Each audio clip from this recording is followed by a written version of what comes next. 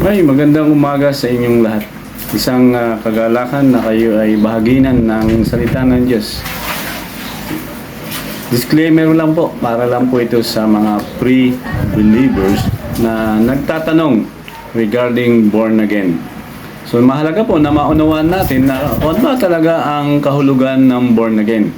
At ito po ay nais kong ibahagi sa inyo sa oras na ito kasi maraming paniniwala at maraming denomination o religion na hindi lubusan na unawaan ang salitang born again. Ang salitang born again, ano ba ang salitang born again? Ay matatagpuan sa Juan 3:1-21. Kung ikaw ay may Biblia, pwede mong buksan ang salita ng Diyos sa Juan 3:21. Ito po yung ang born again ay salitang galing sa ating Panginoon Jesus na ang ibig sabihin sa Tagalog ay ipinanganak na muli o isinilang sa pamilya ng Diyos. Siguro nag-isip ko, paano ka ba isinilang sa pamilya ng Diyos? Yung salitang ipinanganak. Ito ay matatagpuan naman sa Juan 1:12. Pahintulutan yung basahin ko, sabi dito, "Datapwat ang lahat ng sa kanya ay nagsitanggap, ay pinagkalooban niya sila ng karapatang maging anak ng Diyos. Sa makatuwid bagay ang mga nagsisampalataya sa kanyang pangalan." Kanino? Sa ating Panginoong Hesus. So kung ito yung babasihan natin sa sa Juan 1:12, ay may dalawa dyan, nagsitanggap at nanampalataya. So, ang born again ay salitang, ulitin ko, ang born again ay salitang galing sa ating Panginoong Hesus na ang ibig sabihin sa Tagalog ay ipinanganak na muli o isinilang sa pamilya ng Diyos. Yun po ang kahulugan ng salitang born again. In Tagalog, ito yung ipinanganak na muli o isinilang na muli. Okay, bakit kailangan maging born again? Bakit kailangan ipanganak na muli? Ayon sa ating talata sa Juan 3:1 ay makikita natin yung question na yan, bakit kailangan maging born again? Una, kung babasahan natin yung Biblia, hindi ko na bibigay yung context kasi dadaluyan natin ito mamaya. Himay-himayin natin. Una, sa talatang 3. Juan 3, talatang 3. Ang sabi diyan, upang makita ang kaharian ng Diyos. Upang makita, to see the kingdom of God. Ito'y matatagpuan sa sumagot si Jesus at sa kanya sinabi, "Katotohanan, katotohanan sinasabi ko sa inyo, maliban na ang tao'y pinanganak na muli, ay hindi siya makakita ng kaharian ng Diyos." So ang tanong, bakit kailangang ipanganak na muli?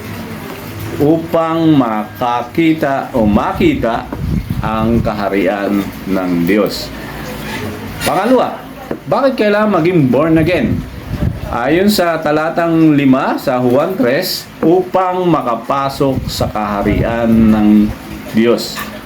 Basahin natin yung talata na mula sa salita sa translation ng Filipino version, sabi diyan, Juan 3 talatang 5, sumagot si Jesus, "Katotohanan, katotohanan sinasabi ko sa inyo, malibang ang tao'y panganak ng tubig at ng espiritu, hindi siya makakapasok sa kaharian ng Diyos."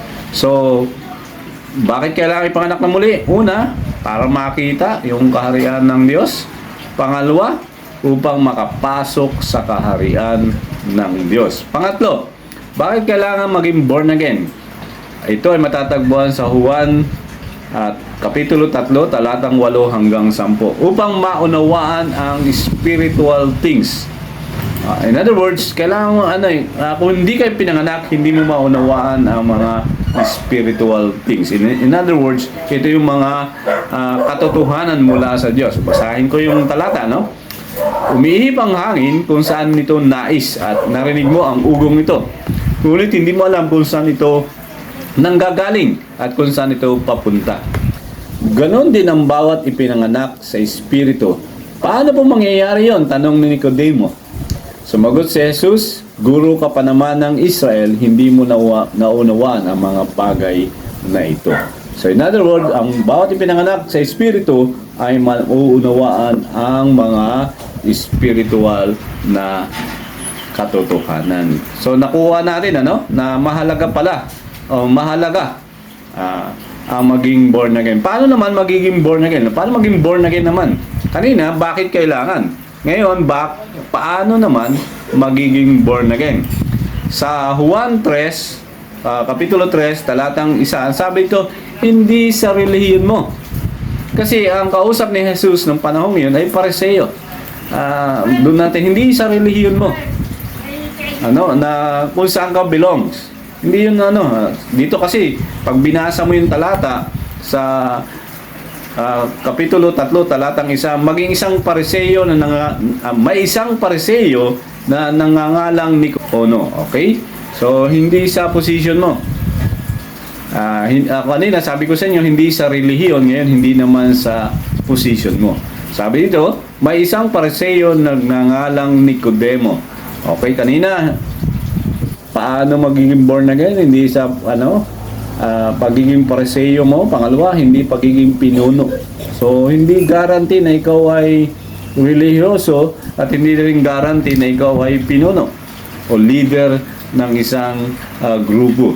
Pangatlo, paano naman magiging born again? Ito ay matatagpuan sa Juan 3:10. Hindi sa natapos mo. Hindi sa may naabot ka. Basahin ko yung Juan Kapitulo 3, talatang 10. Sumagot si Jesus, Guro ka pa naman ng Israel, hindi mo naunawaan ang mga bagay na ito. So, malinaw, kanina pinaliwanag bakit kailangan maging born again at paano magiging born again. Ito, kundi o bagkos. Paano maging born again? Ang sabi ko na, paano magiging born again kundi sa pananampalataya mo sa anak ng Diyos. Ito yung hindi naunawaan ng marami pagdating sa John 3:16. Pananampalataya mo sa anak ng Diyos. Yun ang sabi sa John 3:16 na mahalaga na maunawaan mo paano maging born again kundi sa pananampalataya mo sa anak. Ito, basahin ko Sapagkat gayon na lamang pag-ibig ng Diyos sa sangkatauhan, kaya't ibinigay niya ang kanyang kaisa-isang anak upang ang sino mang sumampalataya sa kanya hindi mapahama kundi magkaroon ng buhay na walang hanggan. So, paano magiging born again? Kailangan mong sumampalataya sa anak ng Diyos. Pangalawa, para higit nating maunawaan, ay matatagpuan sa verse 17. So sa talatang 7, sa paniniwala na si Jesus ay tagapagligtas mo. Yan. Paano? Mahalaga na maintindihan mo kanina, pagsampalataya mo, pangalawa, ay ito sabi, sapagkat hindi sinugo ng Diyos ang anak sa sanlibutan upang hatulan ang sanlibutan, kundi upang ang sanlibutan ay maligtas sa pamagitan niya. So makikita natin na ini-emphasize sa verse 16 na kailangan mong manampalataya sa Panginoong Jesus. Pangalawa, kailangan mong paniwalaan na si Jesus ay tagapagligtas. Pangatlo, ito ay sa talatang 18, 19 at paano maging born again sa pagtalikod mo sa kasalanan. Allow me to read that verse na mabilis. Ang sumasampalataya sa Kanya ay hindi na hinahatulan. Ang hindi sumampalataya ay hinatulan na sapagkat hindi siya sumampalataya sa pangalan ng bugtong na anak ng Diyos. Verse 19, at ito ang kahatulan na naparito ang ilaw sa libutan at inibig pa ng mga tao ang kadiliman kaysa ilaw sapagkat masasama ang kanilang mga gawa. Paano maging born again? Pangapat, sa pagsisimula na mamuhay sa katotohanan.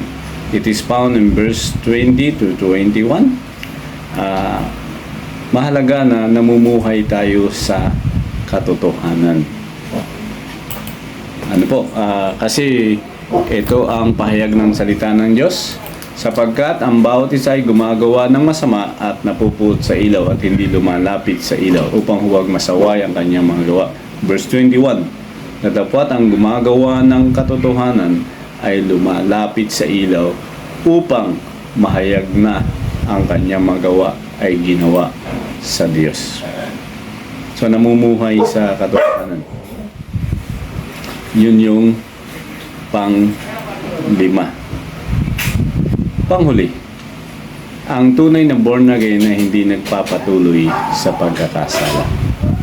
Ang sabi sa salita ng Diyos sa 1 John 3:9, ang mga anak ng Diyos ay hindi nagpapatuloy sa pagkakasala sapagkat nananatili sa kanila ang binhi mula sa Diyos.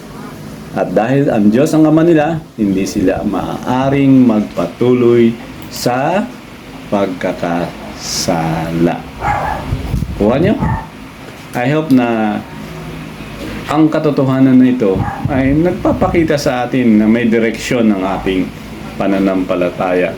Okay, sabi sa Hebrews 10:26, matapos nating malaman ang tanggapin ng katotohanan at sadyain pa rin natin magkasala, wala nang handog na maialay pa para sa ikapagpapatawad ng ating mga kasalanan. So if you are born again, ay namumuhay ka na sa katotohanan at panghuli, hindi ka na nagpapatuloy sa pagkakasala. Ikaw ba ay napagpala ng mensaheng ito? Pakishare naman, no? Mag-like ka sa ating FB. Kung may comment ka at gusto ng maliwanag, magbigay ka ng questions sa comment section. Thank you and God bless you.